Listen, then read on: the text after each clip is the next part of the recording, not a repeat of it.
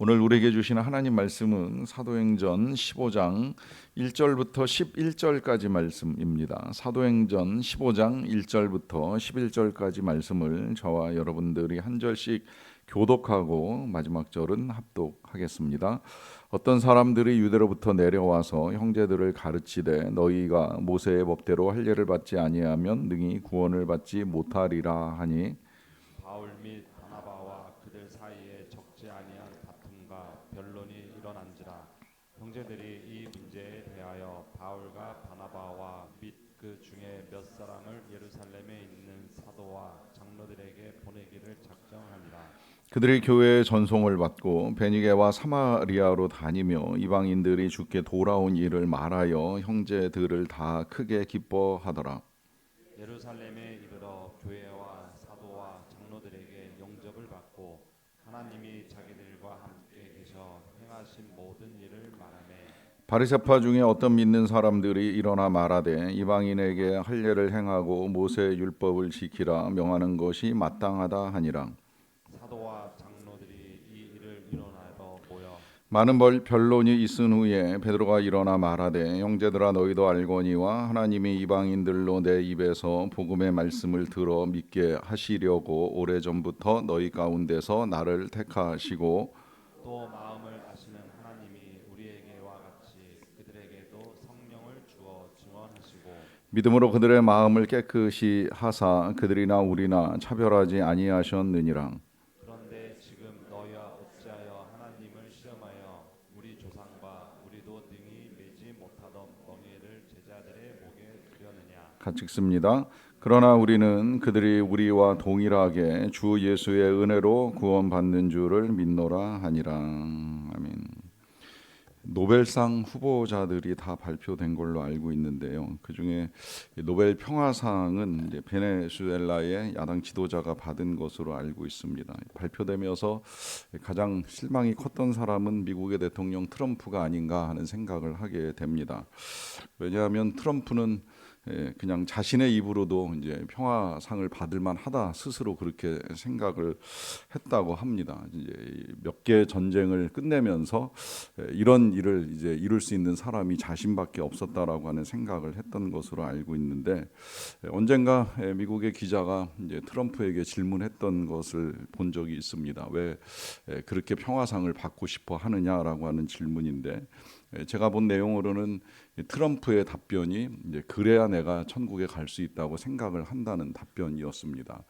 그 앞뒤의 내용이나 혹은 이제 그가 어떤 신앙을 가지고 교회를 다니는지는 제가 다 알 수 없기 때문에 이제 함부로 말하기는 조심스럽습니다만은 그가 표현한 그 내용만을 가지고 보게 되면 과연 이제 올바른 믿음과 생각을 가지고 있는가라고 하는 질문을 할 수밖에 없지요. 평화상을 받아야 천국에 갈 수 있다. 아니라고 한다면 천국을 못 가는가라고 하는 이제 반문을 할 수밖에 없고요. 이 반문과 함께 다시금 이제 우리 모두에게 이제 하게 되는 질문은 어떻게 우리가 하나님의 나라에 이룰 수 있다라고 생각을 하는가? 물론 이 땅에서 하나님의 나라를 이루어가기도 하지만 결국 궁극적으로는 우리가 세상을 떠나서 다 주님 계신 천국에 들어가야 할 터인데 여러분 도대체 내가 뭘 해야 하나님의 나라에 이룰 수 있다고 생각을 하십니까? 또 그것이 진짜 성취가 되어서 뭐 노벨상을 받든지 아니면 선을 행하든지 어떤 공로를 가지고 갈 수 있다고 생각을 하시느냐라고 하는 질문을 합니다. 이 질문대로라고 하면 사도 바울은 자신이 한 모든 수고를 가지고 하나님 나라에 들어가는 것이 합당한 사람처럼 보입니다. 하지만 정말 사도 바울도 그가 했던 수고만을 가지고 하나님 나라에 이룰 수 있는 사람이었을까요? 일단은 그가 했던 수고를 조금 더 우리가 헤아렸으면 좋겠는데요. 우리가 지난주 금요일에는 이제 이고니온에서 이제 사역을 하는 내용을 봤는데 사역 자체는 많은 사람들이 예수님을 믿게 되고 좋은 결과와 열매들이 있었다는 건 틀림없어요. 그런데 지금까지 보시는 대로 가는 데마다 은혜도 있지만 여러 가지 이제 힘들고 어려운 일들도 나타납니다. 그러다 보니까 이제 결국은 루스드라라고 하는 지역으로 이동을 할 수밖에 없었는데, 문제는 이 루스드라까지 찾아온 사람들이 있었다는 거예요. 뭐 그 일이 있기 전에 이제 루스드라에서 환자들을 치유하는 능력이 워낙 강력하게 나타나다 보니까 이 루스드라에 사는 사람들이 혹시라도 그들이 믿고 있는 제우스 신이 강림하신 것이 아닌가, 또 그 옆에 있는 바나바는 헤르메스 신이 아닌가 하면서 사람의 몸을 입고 현현하신 당시 자신들의 믿고 있는 신이라고 생각하는 일이 일어날 만큼 큰 능력이 나타났는데, 이때 이제 사도 바울이 태도를 분명하게 하지요. 나는 신이 아니라 나는 당신들하고 똑같은 사람들이다라고 하는 입장을 밝힘으로 인하여서 스스로 교만함에 빠질 수 있는, 또 신의 위치에 올라갈 수 있는 이 모든 어리석음들을 배제하고 자신의 입장을 잘 지켜나가요. 그런데 문제라고 말씀을 드리는 건, 이 멀리 이고니온에서부터 수십 킬로를 찾아와 가지고 바울을 해하려고 하는 사람들이 있었던 것이고, 실제로 이제 그 사람들에 의하여서 바울은 돌로 쳐서 맞아 죽게 되는 일까지 일어납니다. 이 부분이 이제 성경에 명확하지 아니한데, 죽은 것으로 여기고 사람들은 동네 밖에다가 버리기까지 했어요. 그러니까 죽은 거 아닌가라고 하는 이제 의문이 들 만큼 사도 바울은 비참한 핍박을 받은 겁니다.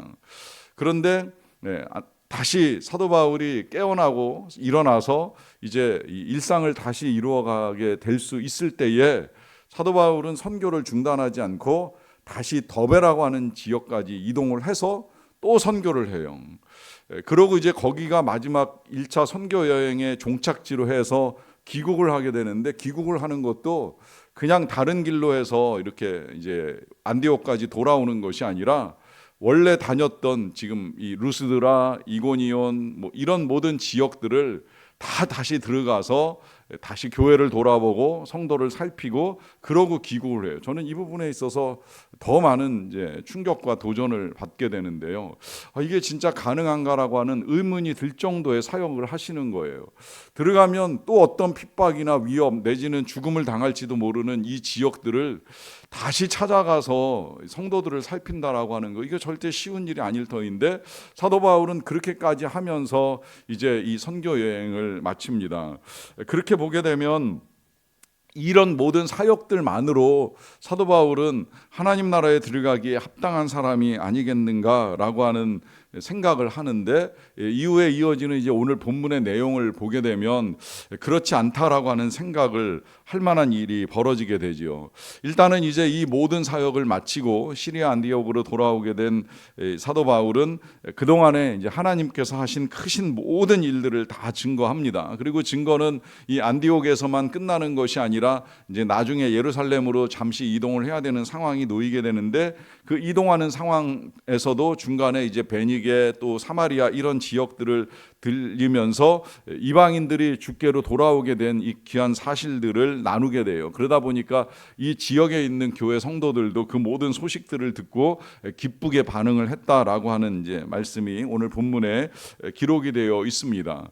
그런데 우리가 늘 사도행전을 읽어올 때 보아왔던 것처럼 이런 놀라운 역사들이 나타나는 중에 이제 계속해서 교회를 힘들게 하는 여러 가지 사건들이 있잖아요. 이 사건이 이제 안디옥 교회가 또 한 번 이제 겪게 되는 어려움이라고 할 수가 있겠는데, 그것은 멀리 이제 예루살렘에서인지는 정확하게 밝혀져 있지 않지만 바리새파 그리스도인들이 이 안디옥까지 찾아온 거예요. 유대에서 왔다고 하는 걸로 봐서는 뭐 예루살렘에서 왔을 가능성이 많은데, 이 사람들이 안디옥 교회에 와가지고 이제 이 분란을 일으킨 내용은, 너희가 하나님의 나라에 들어가려면 모세의 율법을 지키는 것이 마땅하다라고 하는 것입니다. 그러니까 이때 이 모세의 율례 중에 하나라고 하는 건 그리스도인들이라고 하더라도 다 할례를 받아야 된다라고 하는 거예요. 그래야 이제 하나님 나라에 들어갈 수 있지 않겠느냐라고 하는 것인데, 1차적으로 이 할례에 대해서도 말씀을 드리자고 한다면, 할례를 받아야 하나님의 백성이 되는 것이 아닙니다. 이게 이제 우리 입장에서는 세례를 가지고 오해를 하는데, 세례를 받아야 그리스도인이 되는 것이 아닙니다. 하지만 할례는 하나님의 백성된 표지입니다. 그렇기 때문에 세례를 받아야 하나님의 백성이 되는 건 아니지만, 하나님의 백성이라면 세례를 받는 건 능히 할 수밖에 없는 일이 되는 것이지요. 다만 그 할례가 되었건 세례가 되었건 이것이 하나님의 백성이 되는 조건도 아니고 천국에 가는 조건도 아니라고 하는 거예요. 그런데 이제 이 문제가 잘 정리가 안 되다 보니까 이 안디옥 교회 안에 이게 이제 적지 않은 분쟁을 일으켰다고 성경에 기록이 되어 있고요. 이 분쟁을 해결하기 위해서 이제 안디옥 교회에서 파송한 대표 지도자들, 아마 바울과 바나바가 아니었을까 생각을 하는데, 이 지도자들이 이제 예루살렘까지 이제 가게 된 거죠. 그 가는 여정 중에 베니게와 사마리아에 잠시 들리면서 선교 보고를 하고, 그러고 이제 예루살렘까지 도착을 하게 된 것입니다. 그래서 이제 예루살렘에서 성경의 표현대로 하면 교회와 사도와 장로들이 이제 모여가지고 같이 이제 의논을 하게 되는데, 1차적으로는 이 교회 성도와 장로들이 이 사도 바울과 바나바를 이제 영접했어요. 그리고 그동안에 사도 바울과 바나바가 이 많은 지역을 다니면서 행했던 모든 일들을 이제 증거를 하게 되었습니다. 그 이야기를 듣고 난 다음에 앞서 말씀드린 이 바리새파 중에 어떤 사람들이 그런 말을 하는 거예요. 이방인에게 할례를 행하고 모세의 율법을 지키는 것이 마땅하다, 그렇게 명해야 된다라고 하는 말을 하게 된 것이죠. 이로 말미암아 이제 예루살렘에 모여 있는 이제 성도와 사도들 간에 이제 많은 변론이 있었는데요. 이 변론하는 회의를 이제 교회사에서는 제1차 이제 기독교 공회라고 표현을 합니다. 전체 교회가 함께 모여서 중대한 이제 안건을 의논하는 자리가 공회라고 표현을 하는데, 그 첫 번째 모임이 오늘 이 사도행전 15장에서 나타난 대로 예루살렘에서 시작이 된 것이죠.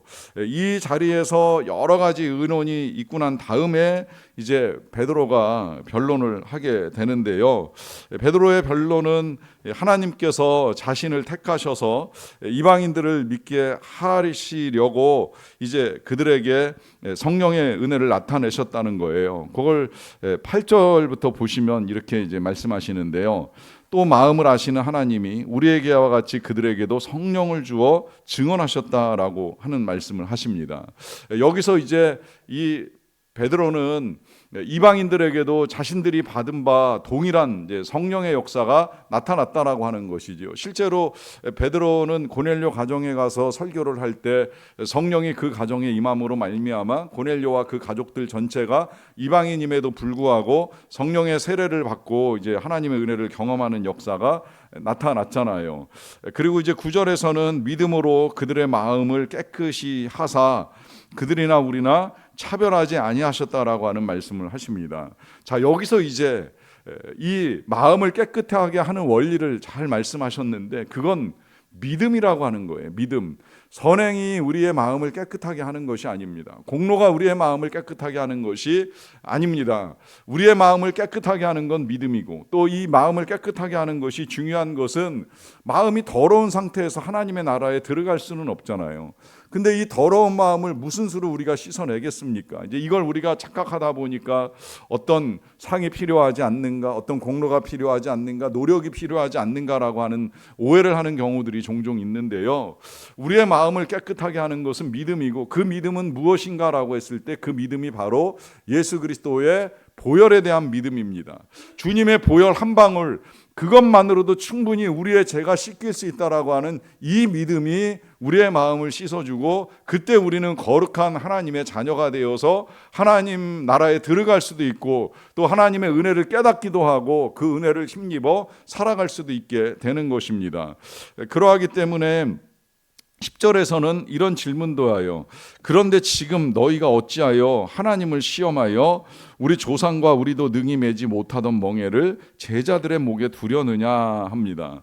자, 여기서 우리 조상과 우리도 능히 매지 못하던 멍에다라고 하는 것은 율법을 지키는 일이에요. 자, 이 율법 지키는 일은 우리 조상들도 못했고 우리도 못하는 일이다라고 하는 것이죠. 뭐 잘 생각해 보면 우리도 할 수 없는 일이지요. 여기 이 자리에 정말 모든 율법, 십계명뿐만이 아니라 레위기의 율법을 잘 지켜서 살고 있다고 감히 말할 사람이 어디에 있겠습니까? 저도 자신 없습니다. 뭐 레위기 율법은 둘째치고라도 십계명조차도 과연 다 지키며 살아가고 있는가라고 하는 질문에 자신 있게 대답할 수 없어요. 그러니 율법을 지키라라고 하는 건 멍해가 될 수밖에 없는 거예요. 그 멍해를 조상들도 맺고 자신들도 메고 있는 걸 자유롭게 해주기 위해서 예수 그리스도가 우리에게 진리를 통하여 참 자유를 허락해 주셨는데 왜 이걸 또다시 이방인들에게 메우려고 하느냐라고 하는 것이 지금 사도 베드로의 질문입니다. 그러면서 이제 결론을 내리기를 그러나 우리는 그들이 우리와 동일하게 주 예수의 은혜로 구원받는 줄을 믿노라라고 하면서 이방인들의 구원도 우리와 마찬가지로 결국은 예수 그리스도의 은혜로 말미암는 구원이지 그 누구도 어떤 것을 가지고 구원을 받는다라고 하는 건 틀린 내용이 아니겠느냐라고 하는 사실을 분명하게 밝혀줍니다. 여러분 여기서 이제 이 은혜를 헤아리는 건 정말 중요합니다. 1차적으로 우리가 구원을 받음에 있어서 하나님 나라에 들어감에 있어서 천국에 들어감에 있어서 지금도 가끔 제가 세례 문답을 할 때 질문을 하면 자신 없어 하시는 분들이 너무 많아요. 천국에 가실 수 있습니까? 라고 하는 이 질문 글쎄요라고 답하는 분들을 볼 때 좀 답답해요. 물론 왜 그렇게 답을 하시는지는 알고 있어요. 그러다 보니까 제가 고약하게도 반문을 합니다. 그러면 지옥 가실 것 같아요. 그러면 또 그건 또 아니라고 생각을 하는 거예요. 그러면 도대체 어딜 갈 수 있다고 생각을 하십니까? 뭐 이래서 이제 연옥이라고 성경에도 없는 교리를 만들어냈는지는 모르지만 천국 못 가면 지옥에 가는데 그럼 지옥 갈 거 아니면 천국 가는 게 너무나도 분명하잖아요. 그러면 왜 간다고 생각을 하십니까? 지옥 갈 만큼 악하지 않기 때문에 간다고 생각하십니까? 이게 이제 자신이 없으면 천국 갈 만큼 선하지도 않다 보니까 과연 내가 갈 수 있을까라고 하는 이제 의문을 갖게 되는데요. 그러다 보니 이제 이것저것 자신의 힘으로 할 수 있는 것들을 찾아내고 그걸 하기 위하여 애쓰고 하면서 이렇게 하면 가지 아니할까 나름대로의 신학과 교리를 만들어냅니다. 여러분 아닙니다. 우리의 삶은 처음부터 끝까지 은혜로 시작해서 은혜로 마무리가 되는 삶이에요. 이 은혜는 우리가 이 땅에 태어난 것이 은혜이고 살아가는 것이 은혜이고 무엇보다 예수님을 믿는 것이 은혜이고 그 믿을 때의 은혜로 말미암아 우리가 하나님 나라에 들어가고 하나님의 자녀가 되어 살아갑니다. 이 은혜가 중요한 건 단순히 천국문을 열기 위한 은혜가 아니라 우리가 이 땅에서도 그 은혜를 힘입어 살아가는 사람들이기 때문입니다. 오늘 이 아침에도 우리가 기도하며 하나님께 간구하는 이유가 어디에 있겠습니까? 무슨 자격입니까? 무슨 조건으로 간구하겠습니까? 그저 그냥 하나님의 은혜가 필요하기 때문에 구하는 것이 아니겠습니까? 우리가 하나님께 드리는 바 되는 것은 늘 부족하고 연약할 수밖에 없지만 그러나 하나님의 크신 은혜, 그 은혜가 우리에게 임하기를, 우리 가정에 임하기를, 교회에 임하기를, 우리가 일하는 자리에 임하기를 소망하면서 우리가 하나님께 기도를 드리는 하나님의 자녀들 아니겠습니까?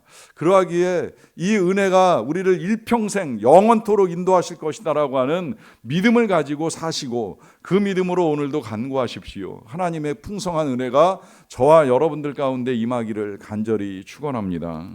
기도하겠습니다. 사랑과 은혜가 풍성하신 아버지 하나님 감사합니다. 오늘도 하나님의 은혜로 하루를 시작합니다. 무엇보다 긴 연휴와 주일까지 보내고 이제 다시 일상을 시작합니다. 이 첫날에 우리가 은혜 가운데 주님 앞에 나와서 말씀과 함께 하루를 시작할 수 있게 해주셔서 진심으로 감사합니다. 생각해보면 은혜가 아닌 것이 없습니다. 모든 것이 다 하나님의 은혜입니다.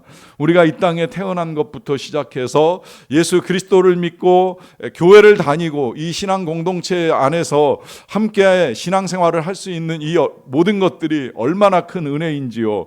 그 은혜로 하나님이 우리를 택하사 이 모든 것들을 베풀어 주셨고 이후에도 우리는 그 은혜를 힘입어 하나님의 나라에까지 이르게 될 줄로 믿사옵나이다. 하옵나니 계속해서 하나님의 은혜를 구하는 주의 백성들에게 믿음에 따라 은혜를 내려주시되 풍성히 내려주시기를 간절히 원합니다. 기도하는 자들에게 베풀어 주시는 하나님의 은혜가 약속의 말씀대로 임하여 주시옵소서. 그래서 살아가는 모든 자리, 가정에서나 일터에서나 교회에서나 우리 자녀들의 배움터에서나 그 어디에서나 하나님의 놀라운 은혜를 경험하고 그 은혜를 나누고 은혜에 따라 섬기고 하는 모든 일들을 잘 감당할 수 있도록 도와주시옵소서.